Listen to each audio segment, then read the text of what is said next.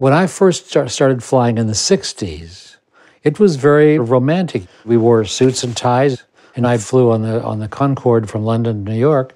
3 hours and 15 minutes, going 1,300 miles an hour, sipping on a Grand Cru Montrachet and nibbling on lobster claws and beef tips. That's a ride.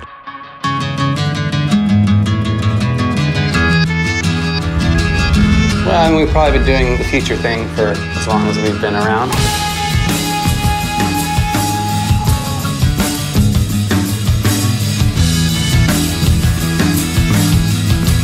I remember being 5 and watching the Jetsons and thinking, this is going to be awesome. I probably read too much science fiction as a kid.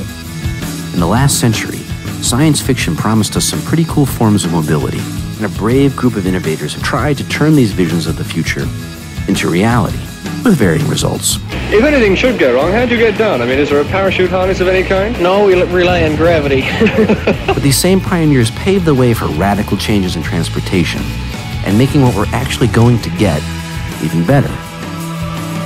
But how will we be moving around in that future? The jetpack concept? I don't think that's ever happening. You don't see many of them, okay? Because it's somewhat not practical. Well, now this gets into flying cars.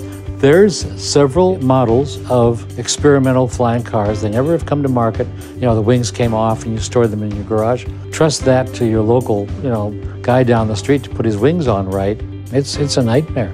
So as much as these guys want to go out and say, I'm going to build a flying car, it's like, it will never, ever, can you picture Manhattan? Manhattan's, you got 25,000 flying around. You simply can't do it. We have fun imagining the future, but predicting things accurately has proven to be more challenging, because the future we usually get is the one we least expect. As designers, in our minds, it's not about prediction of future, but creation of future, right? So we're an active partner in that. My particular bent is to render an optimistic future because we're rehearsing for our own future. Why not do it as pleasantly as possible? So the way we're going to be moving around is tough to predict. And while we made some mistakes in the past, there have been times when we've taken on the impossible and surprised even ourselves.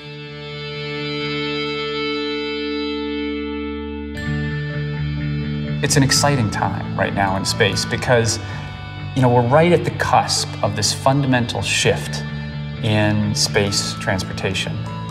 What we aspire to do is orbital space flight, even point-to-point space flight, so that, instead of just going straight up and straight down, you take off here in Los Angeles and you go to Sydney, Australia in an hour.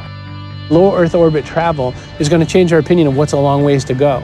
It takes me 22 hours to get from Boston out to Wellington, New Zealand. I want it to take 6. Can you imagine how much smaller the world will be when that happens? It took us 66 years to go from Wright Brothers to Tranquility Base. Well, what happens in the next 66 years?